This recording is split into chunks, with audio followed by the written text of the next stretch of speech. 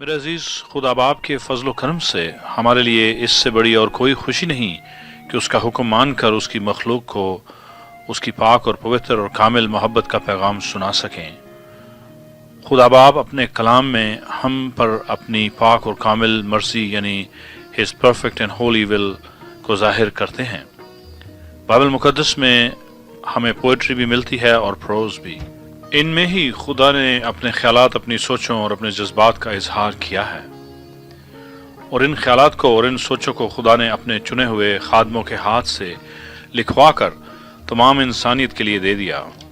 یہ خدا کے چنے ہوئے خادم خدا کی پوتر آتما یعنی Holy Spirit of God Almighty کی رہنمائی اور اس کی تحریک یعنی انسپائریشن کے مطابق ہر ایک بات لکھتے تھے، اور وہی کلام جو خدا کے روح پاک نے دیا آج تک ہمارے پاس ہے۔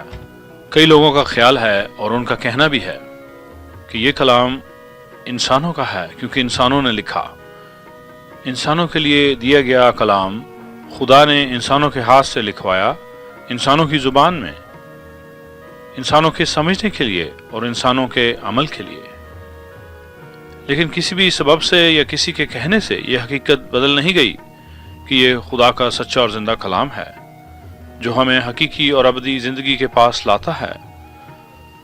تمام انسانوں کو، ویسے تو بے شمار لوگ دنیا میں ایسے بھی ہیں جو کہتے ہیں کہ خدا ہے ہی نہیں، وہ خدا کے وجود کا انکار کرتے ہیں، لیکن کیا ان کے اس طرح کہنے سے یہ حقیقت بدل سکتی ہے؟ ہرگز نہیں۔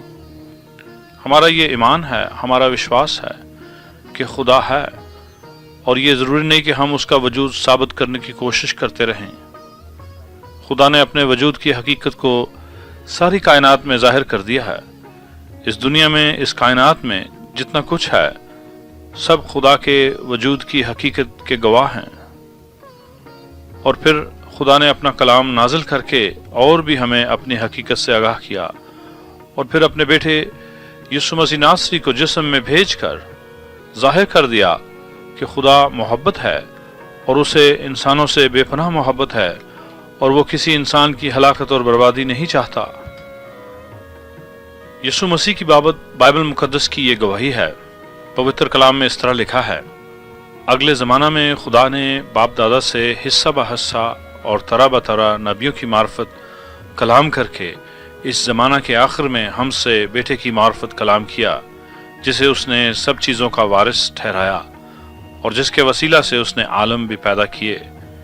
وہ اس کے جلال کا پرتو اور اس کی ذات کا نقش ہو کر سب چیزوں کو اپنی قدرت کے کلام سے سنبھالتا ہے۔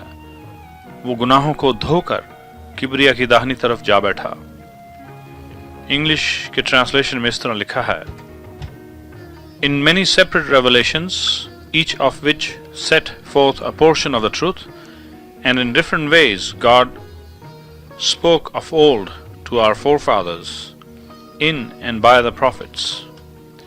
But in the last of these days he has spoken to us in the person of a Son, whom he appointed heir and lawful owner of all things, also by and through whom he created the worlds and the reaches of space and the ages of time. He is the sole expression of the glory of God, the light being, the outraying or radiance of the divine. And he is the perfect imprint and very image of God's nature, upholding and maintaining and guiding and propelling the universe by his mighty word of power. When he had by offering himself accomplished our cleansing of sins and riddance of guilt, he sat down at the right hand of the divine majesty on high.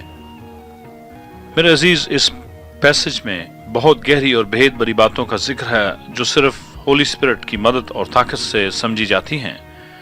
Us passage میں یسوع مسیح کے قدرت کے کلام کا ذکر یعنی His mighty word of power کا ذکر ہم دیکھتے ہیں۔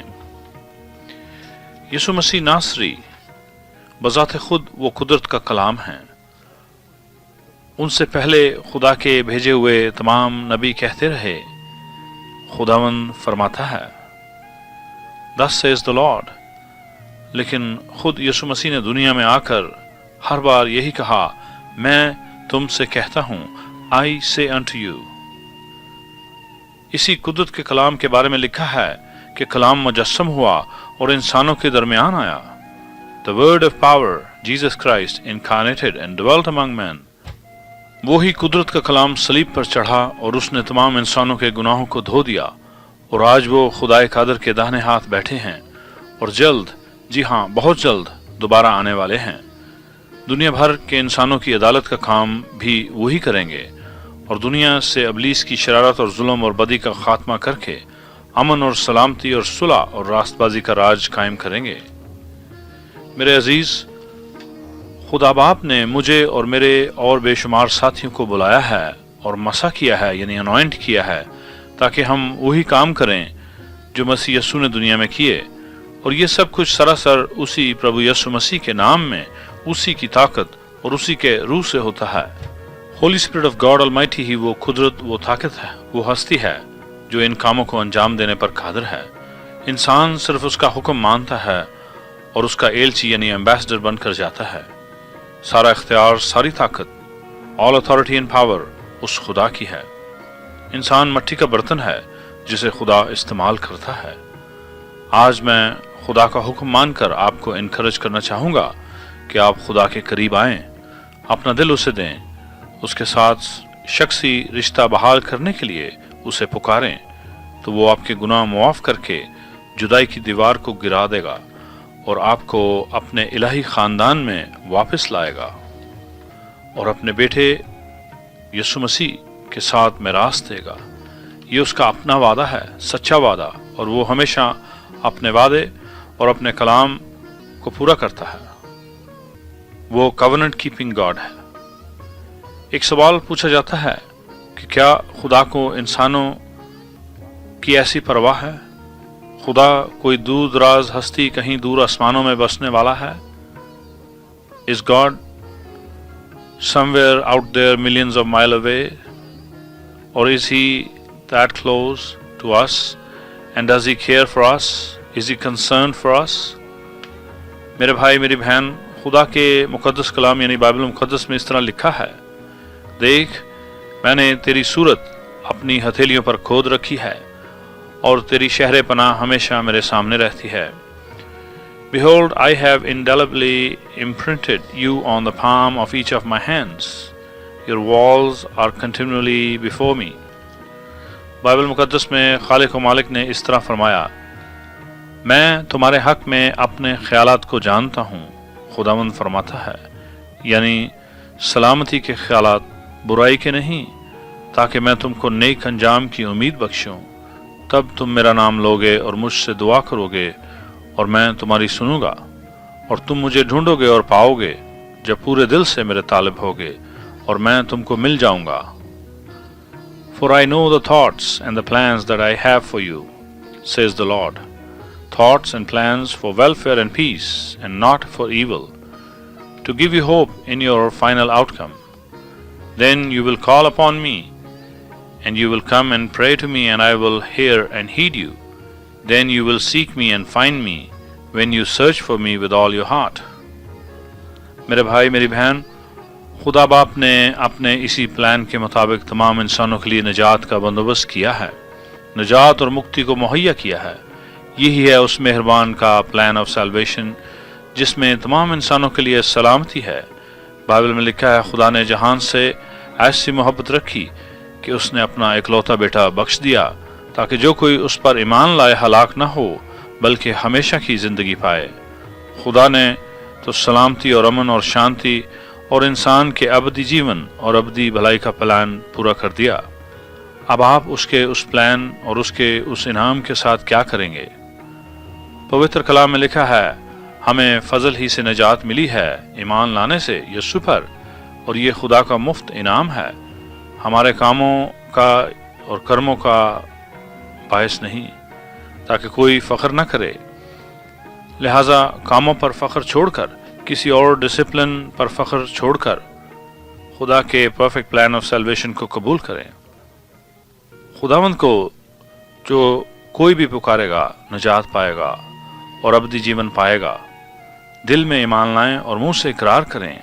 आएं दुआ मांगें गुनाहों की मुआफ़ी और निजात पाने के लिए इस तरह मेरे साथ मिलकर। आए जिंदा खुदा, मुझ गुनहगार पर रहम कर, मेरे पाप माफ़ फरमा, अपने बेटे यस्सु के नाम में मुझे अबदी जीवन में दाखिल कर। आज से मेरा ईमान यस्सु पर है।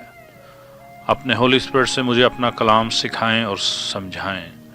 यस्सु के नाम में मेरी मिन्नत है, आमीन। अजीज़ों, मेरे साथ मिलकर तमाम बीमार और दुखी लोगों के लिए दुआ मांगें। आज सच्चे और ज़िंदा खुदा, तेरा बेहद शुक्र है इलाही शिफा के लिए जो यीशु मसीह की कुर्बानी से हमारे लिए मुहैया की गई। वही शिफा हर बीमार की ज़िंदगी में जारी करते हैं। तमाम बीमारियों को हुक्म देते हैं, हर एक बदन से निकल आओ यीशु के नाम में। अब मसीह का इत्मीनान हर एक दुखी दिल में जारी करते हैं, यीशु मसीह के नाम में, आमीन।